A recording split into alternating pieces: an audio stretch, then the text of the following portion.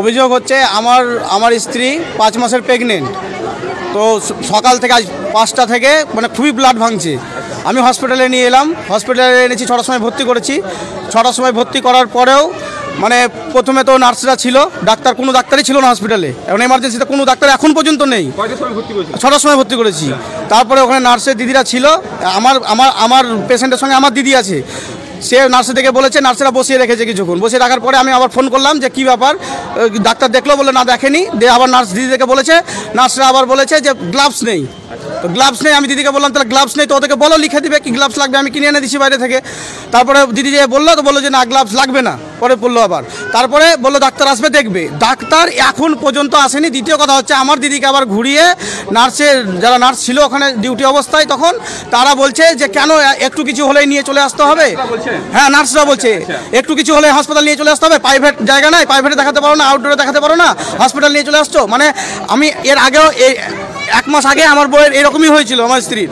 আমি কিন্তু হসপিটালে এনেছিলাম, ঠিক আছে, ওই কাগজগুলো আছে, ওরা দেখেছে, দেখো 1 মাস আগে এনেছিলে, আবার নিয়ে এসো। তা প্রবলেম হলে আমি কোথায় যাবো? হসপিটাল আনবো না? আর আমার ছবি আছে, আমি ছবিগুলো দিতে পারি আপনাকে ব্লাডের। বাড়ি আমার কুলরি।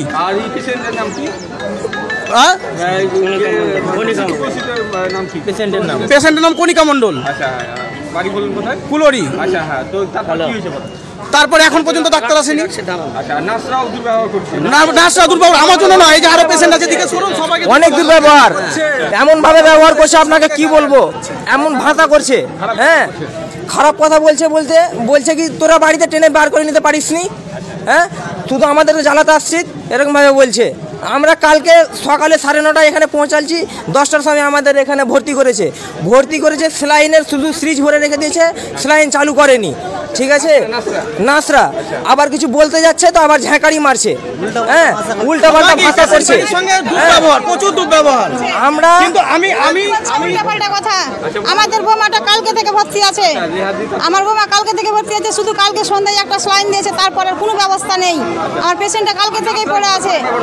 হ্যাঁ, কিছু বলতে যাচ্ছি, আমি শুধু একটা কথাই বলতে চাই, সুপার স্পেশালিটি হসপিটাল, সেখানে তো 24 ঘন্টা এমার্জেন্সি ডাক্তার থাকা দরকার।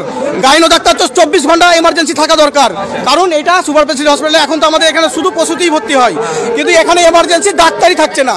আপনি দেখুন, 4টের সময় ভর্তি করেছে পেশেন্ট, তাকেও এখনো ডাক্তার দেখেনি। আমি 6টার সময় ভর্তি করেছি, এখন পর্যন্ত ডাক্তার দেখেনি। আমার প্রশ্ন এটাই, জানে সুপার স্পেশালিটি হসপিটালে কি ফ্যাসিলিটি পাচ্ছি আমরা? না, এখন পর্যন্ত কেউ দেখেনি, ডাক্তারও নেই, ডাক্তার হসপিটালেই নেই, এমার্জেন্সি কোনো ডাক্তারই নেই। ঠিক আছে, এখন পর্যন্ত কোনো ডাক্তার নেই।